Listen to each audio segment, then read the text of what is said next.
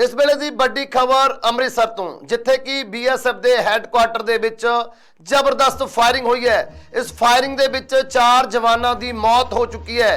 दस दिए कि सवेरे अज तकरीबन 10 तो 10:15 के विचकार ये फायरिंग हुई सी, जिस दे विच बड़ी गिनती दे विच BSF के जवान जो कि मैस दे विच खाना खाण लई गए सी उन्हां दे उपर फायरिंग की गई सी, जिस दे विच बड़ी गिनती दे विच BSF के जवान जख्मी हो गए सी, जिन्हां दे विचों 4 जवानों ने इलाज के दौरान दम तोड़ दिता है। इस वेले की बड़ी खबर अमृतसर के BSF हैडकुआटर दे विचों जिथे कि सवेरे जदों कि BSF के जवान खाना खाण दे लई मैस दे विच पहुंचे सी उन्हां दे उपर फायरिंग की गई सी, जिस दे विच बड़ी गिनती दे विच जवान BSF के जवान जख्मी हो गए सी, जिन्हां नूं वख-वख हस्पतालों दे विच दाखिल कराया गया सी।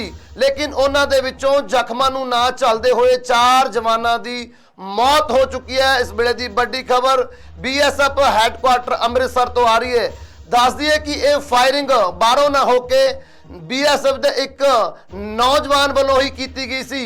सो दस दिए बड़ी खबर इस वेले की अमृतसर तो BSF के जवान के वालों ही यह फायरिंग की गई सी। फायरिंग दे विच 10 तो ज़्यादा जवान गंभीर रूप दे विच जख्मी हो गए सन, जिन्हां दे विचों की 4 दी मौत हो चुकी है। मौके के उपर पुलिस भी पहुंच चुकी है ते BSF के बड़े अधिकारी भी हाल चाल पुछण दे लई वख-वख हस्पतालों में पहुंच चुके हैं, जिथे कि BSF के जवान भर्ती कराए गए हैं। लेकिन किसी तरह की भी अजे बयानबाजी ना ही पुलिस वालों अते ना ही BSF वालों की जा रही है। BSF के बड़े अधिकारी अजे भी इस पूरे मसले उपर चुप ने। बड़ी खबर अमृतसर के हैडकुआटर BSF हैडकुआटर जिथे कि सवेरे BSF के जवान के वालों ही अपने साथियों के उपर बड़ी फायरिंग की गई सी। दस दिए फायरिंग दे विच 10 तो ज़्यादा जवान गंभीर रूप दे विच जख्मी हो गए सी, जिन्हां दे विचों हुण लेटेस्ट खबरों दे विच 4 जवानों की मौत हो चुकी है। दस दिए कि यह जवान जिस दे वालों की फायरिंग की गई सी BSF जवान है अते लंबे टाइम तो अपनी ड्यूटी तो परेशान सी अते वार-वार अपने साथियों नूं अपील कर रहा सी कि उसकी ड्यूटी कट दी जाए। दस दिए ये नौजवान ये जवान BSF का जवान अपनी ड्यूटी ते लंबी ड्यूटी कारण परेशान सी अते बार-बार अपने साथियों अते अधिकारियों को अपील कर रहा सी कि उसकी ड्यूटी कट दी जाए। ड्यूटी ना कट्टण दे कारण ज़्यादा परेशान होकर अज उस वालों एक बड़ा कारा कर दिता गया, एक बड़े कारे नूं अंजाम दिता गया। दस दिए सवेरे तकरीबन 10 अते 10:15 दे विच जदों BSF के जवान खाना खाण दे लई मैस दे विच पहुंचे सी तां एक BSF के जवान दे वल्लों ही जिसका कि नाम कटप्पा दस्सिया जा रहा है, कटप्पा नाम दे इस जवान ने अपने साथियों के उपर अंधेता फायरिंग की, जिस दे विच 10 तो ज़्यादा जवान जख्मी हो गए सी, जिन्हां दे विच 4 दी हुण मौत हो चुकी है। दस दिए कि कटप्पा नाम का यह जवान जो कि BSF अमृतसर के हैडकुआटर दे विच तैनात सी, महाराष्ट्र का रहने वाला है, लेकिन लंबी ड्यूटी कारण ये बार-बार अपने साथियों नूं अते अपने अधिकारियों नूं बार-बार अपील कर रहा सी कि उसकी ड्यूटी कट दी जाए, क्योंकि वह लंबी ड्यूटी करके परेशान हो चुकिया सी अते ड्यूटी कटाउण दे लई वार-वार अपने साथियों नूं अपील करदा सी जां फिर अपने साथियों नूं वार-वार अपील करदा सी कि उसदे नाल ड्यूटी बदल लई जावे।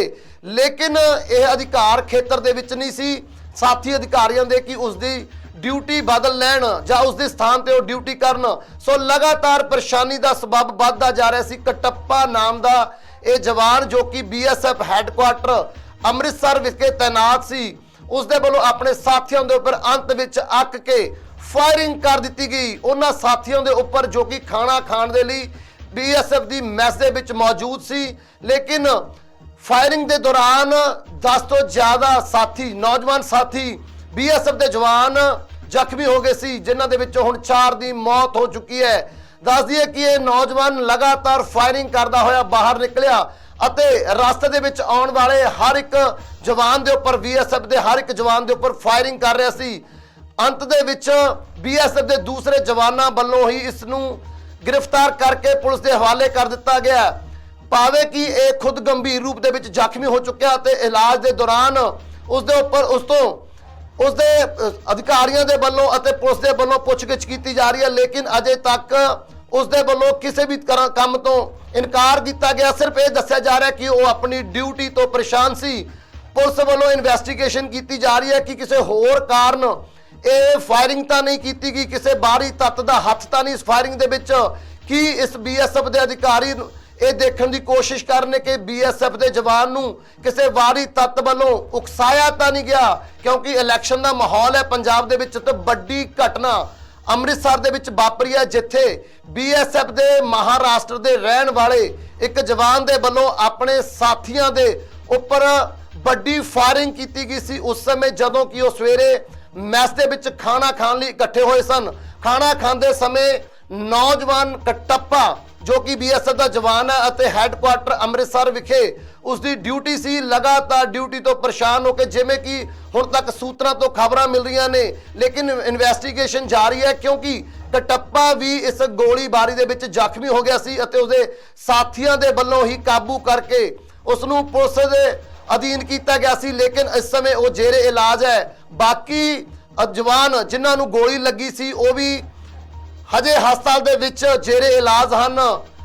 ਵੱਡੇ ਪੁਲਿਸ ਮੁਲਾਜ਼ਮ ਅਤੇ ਬੀਐਸਐਫ ਦੇ ਵੱਡੇ ਅਧਿਕਾਰੀ ਮੌਕੇ ਤੇ ਪਰ ਪਹੁੰਚੇ, ਮੌਕੇ ਦਾ ਮੁਆਇਨਾ ਕੀਤਾ ਤੇ ਇਸ ਸਮੇਂ ਉਹ ਹਸਪਤਾਲ ਦੇ ਵਿੱਚ ਵੀ ਜ਼ਖਮੀ ਜਵਾਨਾਂ ਦਾ ਹਾਲ ਚਾਲ ਪੁੱਛ ਰਹੇ ਨੇ ਅਤੇ ਤਹਿਕੀਕਾਤ ਕਰਨ ਦੀ ਕੋਸ਼ਿਸ਼ ਕਰ ਰਹੇ ਨੇ। ਅਸਲ ਰਾਜ ਕੀ ਹੈ ਇਸ ਫਾਇਰਿੰਗ ਦੇ ਵਿੱਚ, ਉਸ ਦੀ ਜਾਣਨ ਦੀ ਕੋਸ਼ਿਸ਼ ਕਰ ਰਹੇ ਨੇ। ਭਾਵੇਂ ਕਿ ਸੂਤਰਾਂ ਤੋਂ ਖਬਰ ਨਿਕਲ ਕੇ ਸਾਹਮਣੇ ਆਈ ਹੈ ਕਿ ਕਟੱਪਾ ਨਾਮ ਦਾ ਜੋ ਬੀਐਸਐਫ ਦਾ ਜਵਾਨ ਸੀ, ਜਿਸ ਵੱਲੋਂ ਇਸ ਘਟਨਾ ਨੂੰ ਅੰਜਾਮ ਦਿੱਤਾ ਗਿਆ ਹੈ, ਜਿਸ ਦੇ ਵਿੱਚ 10 ਜਵਾਨਾਂ ਦੀ ਗੰਭੀਰ ਰੂਪ ਵਿੱਚ ਜ਼ਖਮੀ ਹੋਏ ਨੇ ਤੇ 4 ਜਵਾਨਾਂ ਦੀ ਮੌਤ ਵੀ ਹੋ ਚੁੱਕੀ ਹੈ। ਕਟੱਪਾ ਅਨੁਸਾਰ ਤੇ ਉਸਦੇ ਸਾਥੀਆਂ ਅਨੁਸਾਰ ਉਹ ਲਗਾਤਾਰ ਆਪਣੇ ਸਾਥੀਆਂ ਨੂੰ ਅਪੀਲ ਕਰ ਰਿਹਾ ਸੀ ਕਿ ਉਹ ਡਿਊਟੀ ਤੋਂ ਪਰੇਸ਼ਾਨ ਹੈ, ਲੰਮੀ ਡਿਊਟੀ ਤੋਂ ਪਰੇਸ਼ਾਨ ਹੈ। ਸੋ ਅਪੀਲ ਕਰ ਰਿਹਾ ਸੀ ਅਧਿਕਾਰੀਆਂ ਨੂੰ ਕਿ ਉਸਦੀ ਡਿਊਟੀ ਕੱਟ ਦਿੱਤੀ ਜਾਵੇ, ਲੇਕਿਨ ਸਾਥੀ ਅਧਿਕਾਰੀ ਉਸ ਦੀ ਕੋਈ ਮਦਦ ਨਹੀਂ ਕਰ ਸਕੇ ਕਿਉਂਕਿ ਉਹਨਾਂ ਦੇ ਅਧਿਕਾਰ ਖੇਤਰ ਵਿੱਚ ਨਹੀਂ ਸੀ, ਜਿਸ ਤੋਂ ਅੱਕ ਕੇ ਅੱਜ ਵੱਡਾ ਕਾਰਾ ਬੀਐਸਐਫ ਦੇ ਇਸ ਜਵਾਨ ਵੱਲੋਂ ਕਰ ਦਿੱਤਾ ਗਿਆ। ਸਵੇਰੇ 7 ਵਜੇ ਤਕਰੀਬਨ ਉਹ ਆਪਣੇ ਜਗ੍ਹਾ ਤੋਂ ਉੱਠਿਆ ਅਤੇ ਤਕਰੀਬਨ 10 ਤੋਂ ਸਵਾ 10 ਵਜੇ ਆਪਣੇ ਅਸਲੇ ਦੇ ਨਾਲ, ਆਪਣੀ ਰਾਈਫਲ ਦੇ ਨਾਲ ਉਹ ਮੈਸ ਦੇ ਵਿੱਚ ਪਹੁੰਚਿਆ, ਜਿੱਥੇ ਖਾਣਾ ਖਾ ਰਹੇ ਆਪਣੇ ਸਾਥੀਆਂ ਦੇ ਉੱਪਰ ਉਸ ਦੇ ਵੱਲੋਂ ਵੱਡਾ ਹਮਲਾ ਕਰ ਦਿੱਤਾ ਗਿਆ। ਹਮਲੇ ਦੇ ਵਿੱਚ ਦੱਸ ਦਈਏ ਕਿ 10 ਜਵਾਨ ਗੰਭੀਰ ਰੂਪ ਵਿੱਚ ਜ਼ਖਮੀ ਹੋ ਗਏ ਸੀ, ਜਿਨ੍ਹਾਂ ਨੂੰ ਅੰਮ੍ਰਿਤਸਰ ਦੇ ਹਸਪਤਾਲ ਦੇ ਵਿੱਚ ਦਾਖਲ ਕਰਵਾਇਆ ਗਿਆ ਸੀ, ਜਿੱਥੇ ਕਿ 4 ਜ਼ਖਮੀ ਜਵਾਨਾਂ ਦੇ ਵੱਲੋਂ ਦਮ ਤੋੜ ਦਿੱਤਾ ਗਿਆ। ਵੱਡੀ ਖਬਰ ਅੰਮ੍ਰਿਤਸਰ ਤੋਂ ਇਸ ਵੇਲੇ ਬੀਐਸਐਫ ਦੇ ਹੈੱਡਕੁਆਟਰ ਤੋਂ, ਜਿੱਥੇ ਕਿ ਫਾਇਰਿੰਗ ਹੋਈ ਹੈ। ਫਾਇਰਿੰਗ ਕਟੱਪਾ ਨਾਮ ਦੇ ਇੱਕ ਬੀਐਸਐਫ ਜਵਾਨ ਦੇ ਵੱਲੋਂ ਹੀ ਕੀਤੀ ਗਈ ਸੀ, ਜੋ ਕਿ ਆਪਣੀ ਡਿਊਟੀ ਤੋਂ ਲਗਾਤਾਰ ਪਰੇਸ਼ਾਨ ਚੱਲ ਰਿਹਾ ਸੀ। ਸੋ ਤਹਿਕੀਕਾਤ ਅਜੇ ਵੀ ਚੱਲ ਰਹੀ ਹੈ। ਆਲਾ ਅਧਿਕਾਰੀ, ਵੱਡੇ ਸਾਰੇ ਅਧਿਕਾਰੀ, ਬੀਐਸਐਫ ਦੀ ਗੱਲ ਕਰੀਏ ਜਾਂ ਪੰਜਾਬ ਪੁਲਿਸ ਦੀ ਗੱਲ ਕਰੀਏ, ਮੌਕੇ ਤੇ ਪਹੁੰਚੇ ਸੀ ਅਤੇ ਹੁਣ ਇਹਨਾਂ ਅਫਸਰਾਂ ਦੇ ਵੱਲੋਂ ਜ਼ਖਮੀਆਂ ਦਾ ਹਾਲ ਚਾਲ ਵੀ ਪੁੱਛਿਆ ਜਾ ਰਿਹਾ ਤੇ ਅਸਲ ਕਾਰਨਾਂ ਦੀ ਕੀ ਕਾਰਨ ਸੀ ਇਸ ਫਾਇਰਿੰਗ ਦੇ, ਕੀ ਸੱਚਮੁੱਚ ਕਟੱਪਾ ਦੇ ਵੱਲੋਂ ਆਪਣੀ ਡਿਊਟੀ ਤੋਂ ਪਰੇਸ਼ਾਨ ਹੋ ਕੇ ਇਸ ਵਾਰਦਾਤ ਨੂੰ ਅੰਜਾਮ ਦਿੱਤਾ ਗਿਆ ਜਾਂ ਕੁਝ ਹੋਰ ਕਾਰਨ ਜਾਂ ਕਿਸੇ ਬਾਹਰੀ ਤੱਤ ਦਾ ਹੱਥ ਇਸ ਫਾਇਰਿੰਗ ਦੇ ਵਿੱਚ ਹੈ। ਇਹ ਜਾਣਨ ਦੇ ਲਈ ਇਨਵੈਸਟੀਗੇਸ਼ਨ ਚੱਲ ਰਹੀ ਹੈ। ਲੇਕਿਨ ਕਟੱਪਾ ਨਾਮ ਦਾ ਉਹ ਜਵਾਨ ਜਿਸ ਵੱਲੋਂ ਫਾਇਰਿੰਗ ਕੀਤੀ ਸੀ ਖੁਦ ਵੀ ਜ਼ਖਮੀ ਹੋ ਗਿਆ ਸੀ, ਜਿਸ ਨੂੰ ਕਾਬੂ ਕਰਕੇ ਬੀਐਸਐਫ ਦੇ ਜਵਾਨਾਂ ਦੇ ਵੱਲੋਂ ਕਾਬੂ ਕਰਕੇ ਪੁਲਿਸ ਦੇ ਹਵਾਲੇ ਕੀਤਾ ਗਿਆ। ਜੇਰੇ ਇਲਾਜ ਹੈ ਅਤੇ ਤਹਿਕੀਕਾਤ ਚੱਲ ਰਹੀ ਹੈ ਕਿ ਅਸਲ ਕਾਰਨ ਕੀ ਸੀ ਇਸ ਫਾਇਰਿੰਗ ਦੇ, ਜਿਸ ਦੇ ਵਿੱਚ 10 ਜਵਾਨ ਗੰਭੀਰ ਰੂਪ ਦੇ ਵਿੱਚ ਜ਼ਖਮੀ ਹੋਏ ਸੀ, ਜਿਨ੍ਹਾਂ ਵਿੱਚੋਂ 4 ਦੀ ਮੌਤ ਹੋ ਚੁੱਕੀ ਹੈ। ਸੋ ਅਪਡੇਟ ਕੀ ਹੈ, ਅਸਲ ਫਾਇਰਿੰਗ ਦੇ ਕਾਰਨ ਕੀ ਸੀ, ਇਹ ਸਭ ਜਾਣਨ ਦੇ ਲਈ ਤੁਸੀਂ ਬਣੇ ਰਹੋ ਵਿਨਿੰਗ ਪੰਜਾਬ ਦੇ ਨਾਲ।